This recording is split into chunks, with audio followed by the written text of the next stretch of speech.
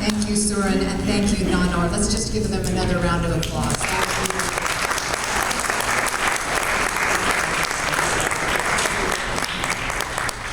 So our program today, we have some very distinguished speakers, and in a moment I'm going to introduce the first one of them to you, but I wanted to just set into context this book and give you a little idea of why it's so special. If you look at the book afterwards, as I mentioned in the book's foreword, I first became aware of Sarkis Karayan and his work in 1999. And that's when I was working with the filmmaker J. Michael Hagopian. He was making his documentary, Voices from the Lake.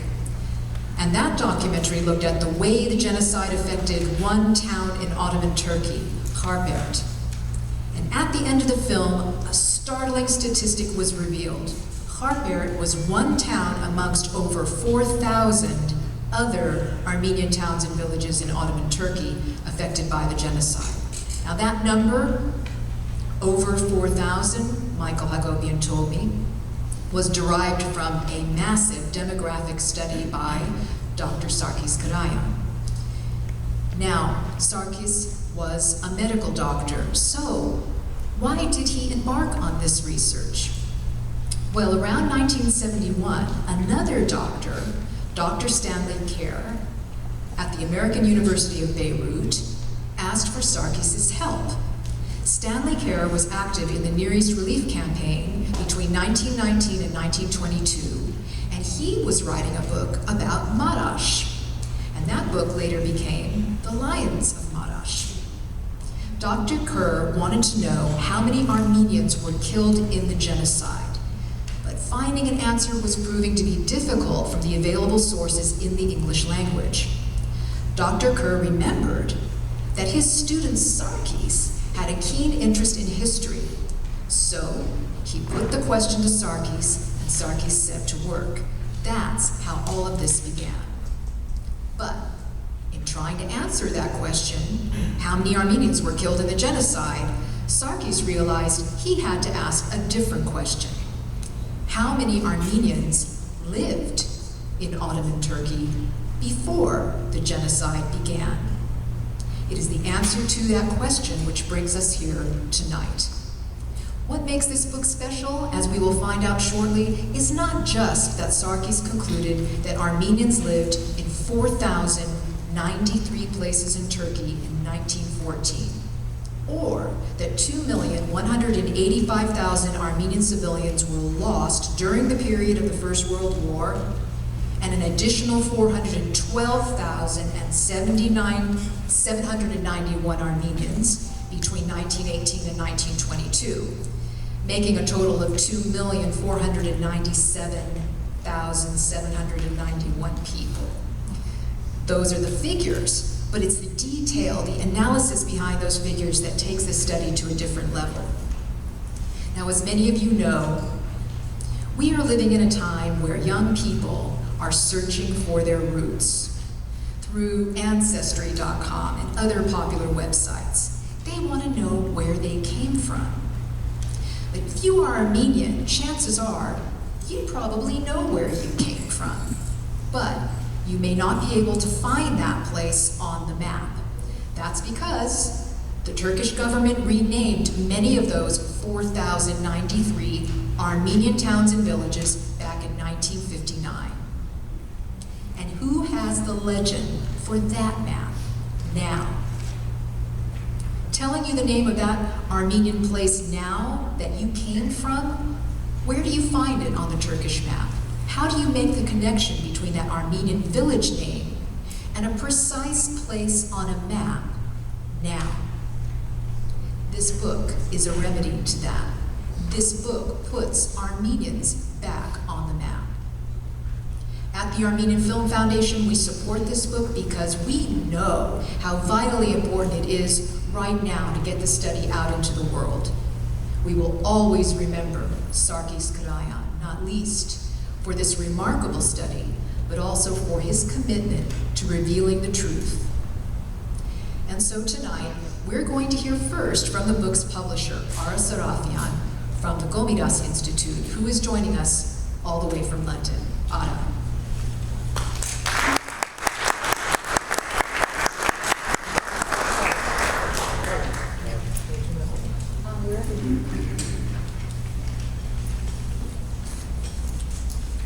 First of all, I'd like to thank you for inviting me here, Mr. Pazan.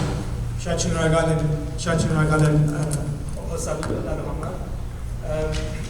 have the privilege of being the publisher of Dr. Karayan's work.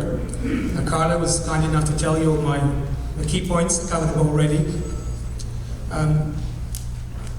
This is a remarkable book, as Carla mentioned. It's remarkable for several different reasons. It's remarkable for its scholarship. It's remarkable for its political import in engaging vital issues that are directly linked to our existence as Armenians today. And also because what Dr. Karayan has given us, other than an amazing academic treatise, he's also given us a tool to re-engage with our ancestral roots, to re-engage with Armenian issues, and to bring to the fore something that the Turkish authorities thought they had erased. Once we have the map work, I can get into my program.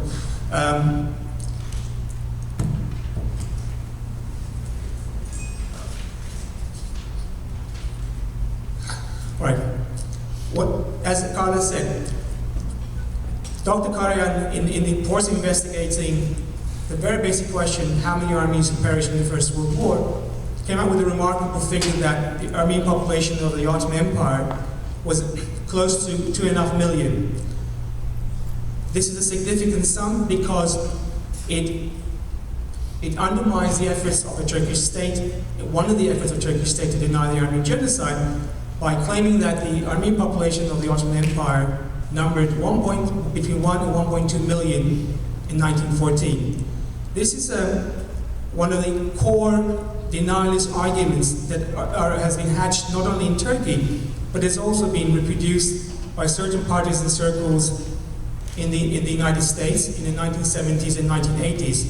So when Dr. Karayan started his work, in many ways he was working against a strong academic current, supposedly academic, but it was accepted in many, many circles that maintained that there were, practically speaking, no more than 1.2 million Armenians. This was part of the sort of ridicule strategy of the Turkish authorities to say, how can there be 1.5 million Armenians destroyed during World War I when there weren't even 1.5 million Armenians in the first place? One hears similar stories about the Holocaust as well. This is a numbers game. So Dr. Karayan's meticulous work is important because it put that whole debate to an end, certainly in the English language.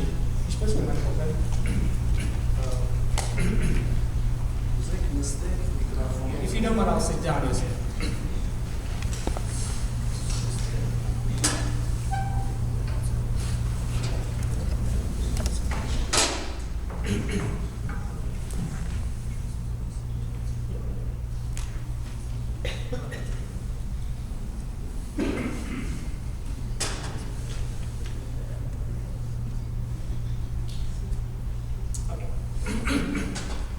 So this is a map of the Ottoman Empire, the Russian Empire. This is where Armenians lived in the first, before World War I, of 2.5 million Armenians. The diaspora number is something in the region of 200, 250,000. So Armenians lived in this part of the world. And this is a sort of rendition of population figures. The red figures are the Armenians in the Ottoman Empire. These are the statistics that Dr. Karayan was working with. So his entire thesis was, how did this map come about? Of course, I made the map based on those figures. The green represents Armenians in the Russian Empire. The little blue dots are Armenians in Iran, in northwestern Iran. And the reds are, of course, the Ottoman Armenians. What Dr. Karayan did was he in a sense, generated this map. Now, other than criticizing the Ottoman sources, including the historiography that was hatched in this country, I have in mind Stanford Shaw, Justin McCarthy. UCLA was actually one of the hotbeds of the denialist work. They worked very closely with Turkish archives, and they argued on the basis of purely Turkish so-called archival sources that there were no more than 1.2 million Armenians. Dr. Karayan engaged this historiography. He sort of put it to the side.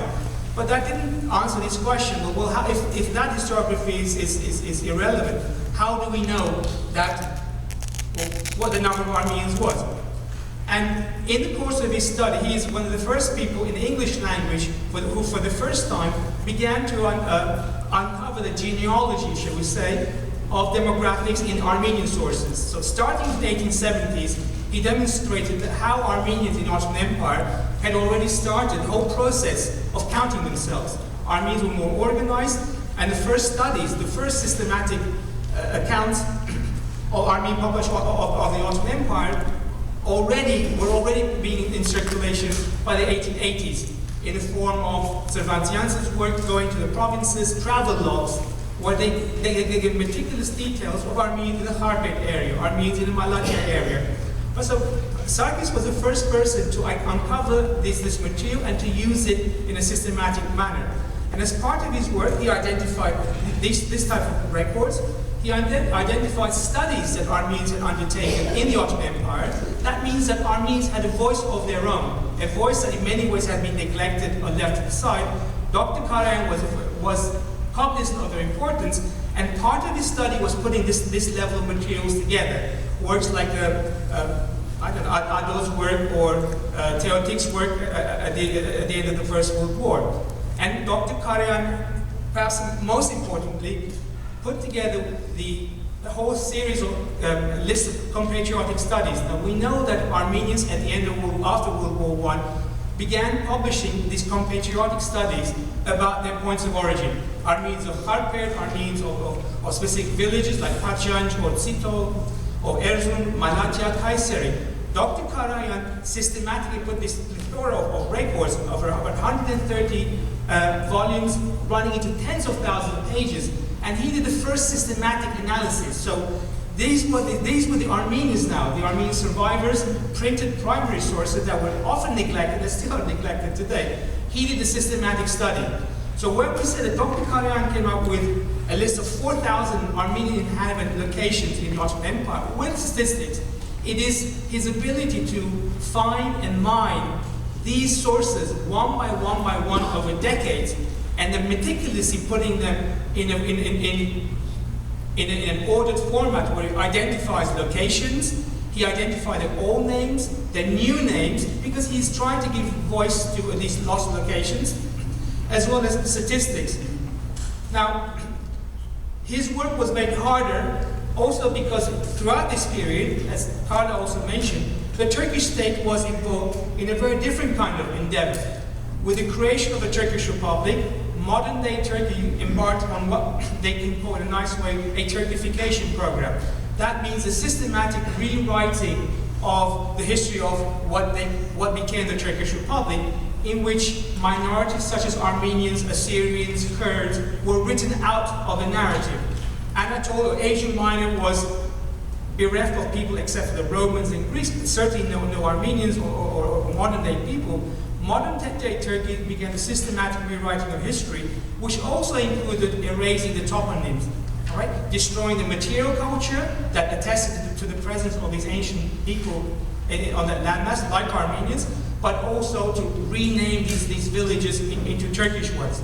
So that in Turkish textbooks, Turkish publications, Turkish museums, Armenians are noted for their absence. Even today, if you were to go to Turkey, if you went to the museum in Van or Erzurum, if you went to the Museum of Anatolian Civilizations, Armenians do not exist. So this was part of a state enterprise, and this whole denialist historiography, which I alluded to earlier, was also part of that systematic effort. So when we say that American scholars put the number of Armenians really at 1.1 to 1.2 million, this isn't just an academic disagreement. American scholars are collaborating with Turkish state enterprise to erase the memory of Armenians, even outside of Turkey. In 1980, we saw that with the Turkish state spreading these publications as part of his anti-Armenian campaign. So Dr. Karayan was working against this kind of current, and he was working in a very methodical way. And this is where the strength of his argument is, as opposed to the denialist works that he was engaging. I'll jump ahead on these figures. But and in his book, he engages Ottoman sources, Western sources that are based on Turkish ones. These are Armenian sources that were published in 1879 and 1880. So Dr. Karayan found these materials and analyzed them. And in many ways, Dr. Karayan showed the way that future historiography should be done even today, because the sources that they uncovered can be used in all sorts of different ways. Armenians are not voiceless. Armenians don't have the means to write their own history, quite the opposite. We have a class, we have an intellectual tradition, which in many ways has been neglected in the English language. English language scholars, so-called scholarly works, do not utilize Armenian language sources despite their importance. This is a map of Yerzilga, fantastic map by Surmenian. You can actually identify these locations. This book is just on one location that identifies village by village by village, even gives all kinds of details about every single one of them. So this is a sort of historiography that, or potential historiography that Dr. Karayan exposed through his own work. And as part of my own work, I've also examined Dr. Karayan's work with other sources. I think Garo's going to do the same thing. These are based on Russian sources, and these sources also support what Dr. Karayan had to say. Very quickly, Dr. Karayan did not do archival work, right? Something that I'm unfamiliar with. So again, I had the opportunity of using archival sources. This is a population survey done by the Armenian Patriarchate in 1913. And if you compare the archival source with what Dr. Karayan produced with his own sources, one supports the other. So you can independently validate the work that he did. This is not a question of faith, this is a question of academic testing. And I did test his materials. And this is the latest materials I got this summer. The 1870 material, which was published, the published works, even they can be validated today, because the original statistical information that went into those published works in the 1870s and 1880s is still available in archival original form in Armenian archives today. So suddenly you realize that Dr. Karayan has opened up a whole Pandora's book of modern Armenian historiography on the demography question, and the efforts of Turkish authorities to erase the memory of Armenians and to stitch up, shall we say, the argument the way they want to do has not worked. Dr. Karayan, through his exemplary scholarship, exemplary work, has shown us what is possible to do, and now this book represents a new challenge, not only for us as Armenians to find out our roots, but also for us to follow through the fate of these communities. And one of the things that really impressed me when this book was released in London was that many Turks and Kurds came to the release of this book because they're also interested. They know that there were Armenians in their areas, but the Turkish state